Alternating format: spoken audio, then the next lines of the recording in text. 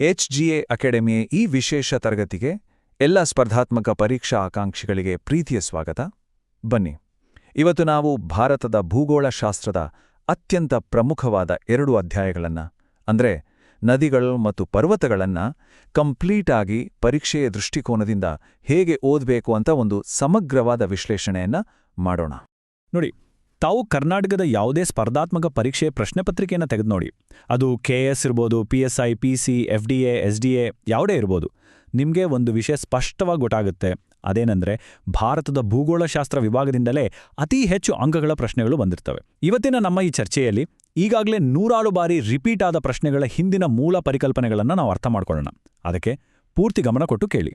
ಸರಿ, ಹಾಗಿದ್ರೆ ಇವತ್ತಿನ ನಮ್ಮ ಚರ್ಚೆಯ ದಾರಿ ಹೇಗಿರುತ್ತೆ ಅಂದ್ರೆ, ಮೊದಲು ಭಾರತದ ಪ್ರಮುಖ ಭೌಗೋಳಿಕ ಹೆಗ್ಗುರುತುಗಳು, ಆಮೇಲೆ ಹಿಮಾಲಯ ಮತ್ತು ಪರ್ಯಾಯ ದ್ವೀಪದ ಜೀವನದಿಗಳು, 3ನೇದಾಗಿ ಪ್ರಮುಖ ಅಣೆಕಟ್ಟುಗಳು ಮತ್ತು ಯೋಜನೆಗಳು, 4ನೇದಾಗಿ ನದಿ ವಿವಾದಗಳು ಮತ್ತು ಜಲಪಾತಗಳು, ಹಾಗೂ ಕೊನೆಯಲ್ಲಿ ಪರೀಕ್ಷೆಗೋಸ್ಕರ ಒಂದು ಸ್ಪೆಷಲ್ ರ್ಯಾಪಿಡ್ ರಿವಿಷನ್ ಇರುತ್ತೆ.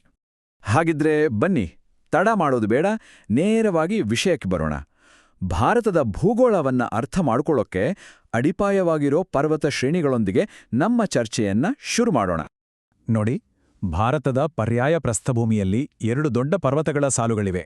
ಒಂದು ಪಶ್ಚಿಮ ಘಟ್ಟಗಳು, ಇನ್ನೊಂದು ಪೂರ್ವ ಘಟ್ಟಗಳು. ಇವೆರಡಕ್ಕೂ ಏನು ವ್ಯತ್ಯಾಸ? ಸ್ಲೈಡ್ ಮೇಲ್ ನೋಡಿ. ಪಶ್ಚಿಮ ಘಟ್ಟಗಳು ಒಂದೇ ಸಮನಾಗಿ ನಿರಂತರವಾಗಿ ಹರಡಿವೆ. ಎತ್ತರನೂ ಕೂಡ ಜಾಸ್ತಿ. ನಮ್ಮ ದಕ್ಷಿಣ ಭಾರತದ ಎಷ್ಟೋ ನದಿಗಳು ಹುಟ್ಟೋದೇ ಇಲ್ಲಿ.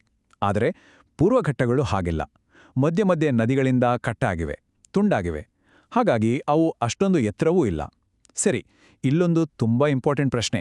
FG 2016 ಪರೀಕ್ಷೆಯಲ್ಲಿ ಕೇಳಿದ್ರು, ಪಶ್ಚಿಮ ಘಟ್ಟಗಳ ಉತ್ತರ ಭಾಗಕ್ಕೆ ಏನಂತ ಕರೀತಾರೆ ಅಂತ. ಯೋಚನೆ ಮಾಡಿ. ಹೌದು, ಸಹ್ಯಾದ್ರಿ ಶ್ರೇಣಿ. ಇದನ್ನ ಮರಿಬೇಡಿ, ಓಕೆ? ಸರಿ, ಹಾಗಾದ್ರೆ ಈ 2 ಘಟ್ಟಗಳು ಅಂದ್ರೆ ಪೂರ್ವ ಮತ್ತು ಪಶ್ಚಿಮ ಘಟ್ಟಗಳು ಎಲ್ಲಿ ಬಂದು ಮೀಟ್ ಆಗತ್ತೆ, ಎಲ್ಲಿ ಸಂಧಿಸ್ತವೆ? ಯೋಚನೆ ಮಾಡಿ ನೋಡಿ. ಇದು ಸುಲಭದ ಪ್ರಶ್ನೆ ಏನಲ್ಲ. 2011ರ SDA GK ಪರೀಕ್ಷೆಯಲ್ಲಿ ಬಂದಿತ್ತು. ಉತ್ತರ ನೀಲಗಿರಿ ಬೆಟ್ಟಗಳು. ಈಗ ನೋಡಿ, ಇಲ್ಲಿರೋ ಮಜಾನೇ ಬೇರೆ. ಒಂದೇ ಒಂದು ಜಾಗ, ನೀಲಗಿರಿ ಬೆಟ್ಟಗಳು. ಆದ್ರೆ ಇದರ ಮೇಲೆ ಬೇರೆ ಬೇರೆ ಪರೀಕ್ಷೆಗಳಲ್ಲಿ ಹೇಗೆಲ್ಲ ಪ್ರಶ್ನೆ ಕೇಳಿದಾರಂತ ನೋಡಿ. 2017ರ CPC NHK ಪರೀಕ್ಷೆಯಲ್ಲಿ ನೀಲಗಿರಿ ಬೆಟ್ಟಗಳ ಅತಿ ಎತ್ತರದ ಶಿಖರ ಯಾವುದು ಅಂತ ಕೇಳಿದ್ರು. ಉತ್ತರ ದೊಡ್ಡ ಬೆಟ್ಟ, ಸರಿನಾ? ಅದೇ ರೀತಿ ಇತ್ತೀಚೆಗೆ 2024ರ VAO ಪರೀಕ್ಷೆಯಲ್ಲಿ ತೋಡಾ ಬುಡಕಟ್ಟು ಜನಾಂಗದವರು ಎಲ್ಲಿ ಕಂಡುಬರ್ತಾರೆ ಅಂತ ಕೇಳಿದ್ರು. ಅದಕ್ಕೂ ಉತ್ತರ ನೀಲಗಿರಿ ಬೆಟ್ಟಗಳೇ. ನೋಡಿ, ಇದರಿಂದ ನಮ್ಗೇನರ್ಥ ಆಗುತ್ತೆ? ನಾವು ಬರೀ ಕ್ವೆಶ್ಚನ್ ಆನ್ಸರ್ ಓದೋದಕ್ಕಿಂತ ಒಂದು ಕಾನ್ಸೆಪ್ಟನ್ನ ಸಂಪೂರ್ಣವಾಗಿ ಅರ್ಥ ಮಾಡಿಕೊಂಡ್ರೆ ಎಷ್ಟೊಂದು ಪ್ರಶ್ನೆಗಳಿಗೆ ಸುಲಭವಾಗಿ ಉತ್ತರ ಕೊಡ್ಬೋದು ಅಲ್ವಾ? ಸರಿ, ಪರ್ವತಗಳಾಯಿತು. ಈಗ ಬರೋಣ ಭಾರತದ ಜೀವನದಿಗಳ ಕಡೆಗೆ. ನೋಡಿ, ಭಾರತದ ನದಿಗಳನ್ನು ನಾವು 2 ದೊಡ್ಡ ಭಾಗಗಳಾಗಿ ವಿಂಗಡಣೆ ಮಾಡ್ತೀವಿ. ಒಂದು ಹಿಮಾಲಯದಿಂದ ಹುಟ್ಟೋ ನದಿಗಳು, ಇನ್ನೊಂದು ಪರ್ಯಾಯ ದ್ವೀಪದಲ್ಲಿ ಹುಟ್ಟೋ ನದಿಗಳು.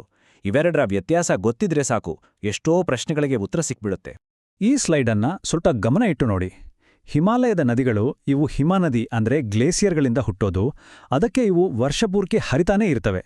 ಅದಕ್ಕೆ ಇವನ್ನ ಜೀವನದಿಗಳು ಅಂತ ಕರೆಯೋದು. ಇವು ತುಂಬ ದೂರ ಹರಿದು ಸಮುದ್ರ ಸೇರುವಾಗ ಡೆಲ್ಟಾ ಅಂದ್ರೆ ಮುಖಜ ಭೂಮಿಗಳನ್ನು ನಿರ್ಮಿಸ್ತವೆ. ಆದರೆ ನಮ್ಮ ಪರ್ಯಾಯ ದ್ವೀಪದ ನದಿಗಳು ಇದಕ್ಕೆ ಸ್ವಲ್ಪ ಭಿನ್ನ. ಇವು ಮಳೆ ಬಂದ್ರೆ ಮಾತ್ರ ತುಂಬಿ ಹರಿಯೋದು. ಅದಕ್ಕೆ ಇವು ಹಂಗಾಮಿ ನದಿಗಳು. ಇವು ಬೆಟ್ಟಗಳಲ್ಲಿ ಹುಟ್ಟಿ ಅಷ್ಟು ಉದ್ದನೂ ಹರಿಯಲ್ಲ. ಇವು ಎಸ್ಚರೇಸ್ ಅಂದ್ರೆ ನದಿಮುಖಗಳನ್ನು ನಿರ್ಮಿಸ್ತವೆ. ಸರಿ, ಈಗಷ್ಟೇ ಕಲ್ತಿದ್ದನ್ನ ಒಮ್ಮೆ ಟೆಸ್ಟ್ ಮಾಡೋಣ. 2016ರ PSI HK ಪರೀಕ್ಷೆಯಲ್ಲಿ ಕೇಳಿದ ಈ ಪ್ರಶ್ನೆ ನೋಡಿ. ಕೆಳಗಿನವುಗಳಲ್ಲಿ ಯಾವುದು ಪರ್ಯಾಯ ನದಿ ಅಲ್ಲ? ಆಪ್ಷನ್ಸ್ ನೋಡಿ. ನರ್ಮದಾ, ಕೃಷ್ಣ, ಮಹಾನದಿ ಇವೆಲ್ಲವೂ ಪರ್ಯಾಯ ದ್ವೀಪದ ನದಿಗಳು. ಆದರೆ ಯಮುನಾ ಇದು ಗಂಗಾ ನದಿಯ ಉಪನದಿ.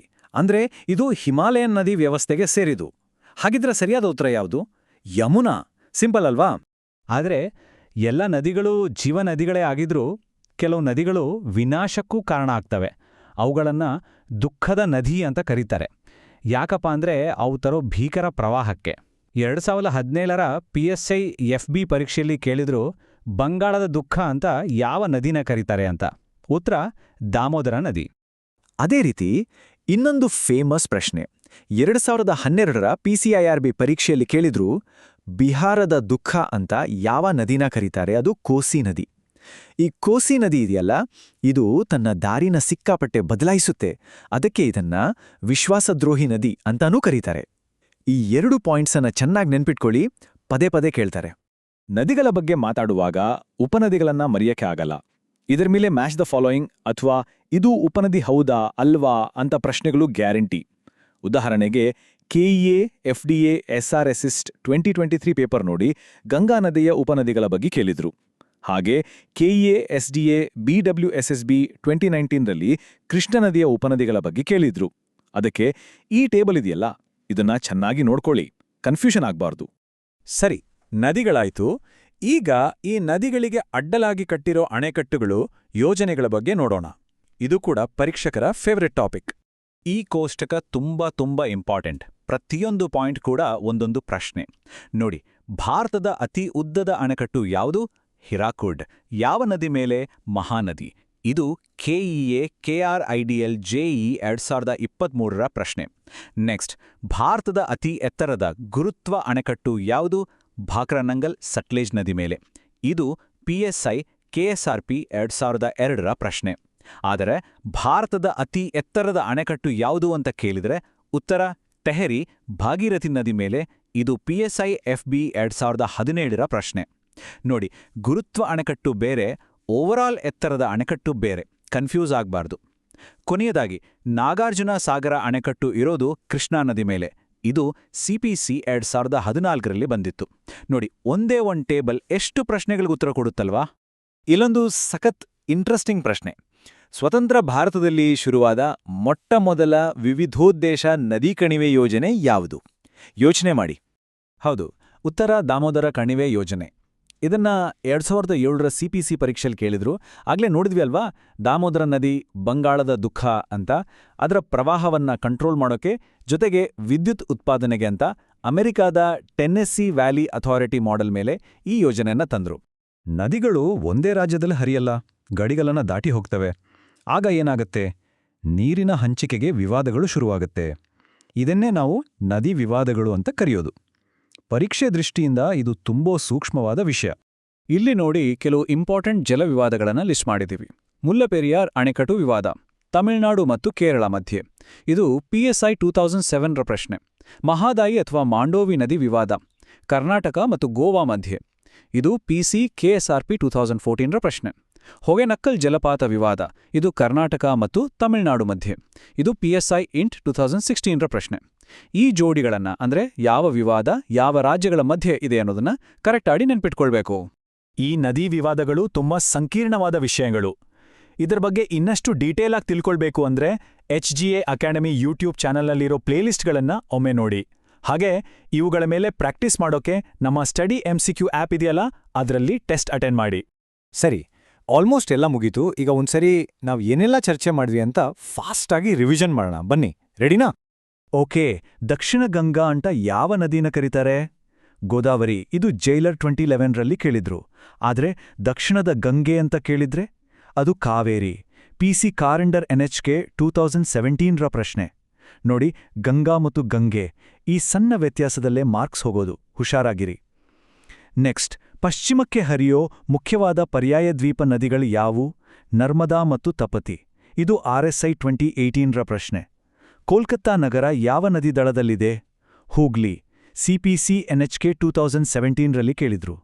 ಕೊನೆಯದಾರಿ, ನಮ್ಮ ಜೋಗ ಜಲಪಾತ ಯಾವ ನದಿಯಿಂದಾಗತ್ತೆ? ಶರಾವತಿ ನದಿ. ಇದು CPC NHK 2019ರಲ್ಲಿ ಕೇಳಿದ್ರು. ಹಾಗಿದ್ರೆ ಈ ಎಲ್ಲ ಚರ್ಚೆಯಿಂದ ನಾವು ಕಲಿಬೇಕಾಗಿರೋ ಮುಖ್ಯವಾದ ಪಾಠ ಏನು ಅಂದ್ರೆ, ಯಶಸ್ಸಿಗೆ ಕೇವಲ ಪ್ರಶ್ನೋತ್ತರಗಳನ್ನ ಓದಿದ್ರೆ ಸಾಲ್ದು, ಆದ್ರೆ ಹಿಂದಿರೋ ಕಾನ್ಸೆಪ್ಟನ್ನ, ಪರಿಕಲ್ಪನೆಯನ್ನ ಸರಿಯಾಗಿ ಅರ್ಥ ಮಾಡ್ಕೊಳ್ಬೇಕು. ಅದೇ ಮುಖ್ಯ. ಹಾಗಿದ್ರೆ ನಿಮ್ಮ ತಯಾರಿಯನ್ನ ಮುಂದಿನ ಹಂತಕ್ಕೆ ತೆಗೆದುಕೊಂಡು ಹೋಗೋಕೆ ನೀವೆಲ್ಲ ಸಿದ್ಧರಿದ್ದೀರಾ? ನಿಮ್ಮ ಈ ಯಶಸ್ಸಿನ ಪಯಣದಲ್ಲಿ HGA ಅಕಾಡೆಮಿ ಯಾವಾಗ್ಲೂ ನಿಮ್ ಜೊತೆ ಇರುತ್ತೆ. ನಮ್ಮ ಈ ಚಿಕ್ಕ ಪ್ರಯತ್ನ ಇಷ್ಟ ಆಗಿದ್ರೆ ದಯವಿಟ್ಟು ಈ ವಿಶ್ಲೇಷಣೆಗೆ ಒಂದು ಲೈಕ್ ಮಾಡಿ. ಇನ್ನು ಹೆಚ್ಚು ಉಪಯುಕ್ತವಾದ ವಿಷಯಗಳಿಗಾಗಿ HGA ಅಕಾಡೆಮಿ ಚಾನಲ್ಗೆ ಸಬ್ಸ್ಕ್ರೈಬ್ ಆಗಿ, ಹಾಗೆ ಪಕ್ಕದಲ್ಲಿರೋ ಬೆಲ್ ಐಕಾನ್ ಒತ್ತಿ. ಆಗ ನಾವು ಹಾಕೋ ಎಲ್ಲ ಅಪ್ಡೇಟ್ಸ್ ನಿಮಗೆ ತಕ್ಷಣ ಸಿಗುತ್ತೆ. ಮರಿಬೇಡಿ, ಈ ಎಲ್ಲಾ ಪ್ರಶ್ನೆಗಳನ್ನು ಪ್ರಾಕ್ಟೀಸ್ ಮಾಡೋಕೆ ಪ್ಲೇಸ್ಟೋರ್ನಿಂದ study MCQ by HGA academy app ಅನ್ನು ಡೌನ್ಲೋಡ್ ಮಾಡ್ಕೊಳ್ಳಿ. ನಮ್ಮೊಂದಿಗೆ ಭಾಗಿಯಾದ ಎಲ್ಲರಿಗೂ ಧನ್ಯವಾದಗಳು.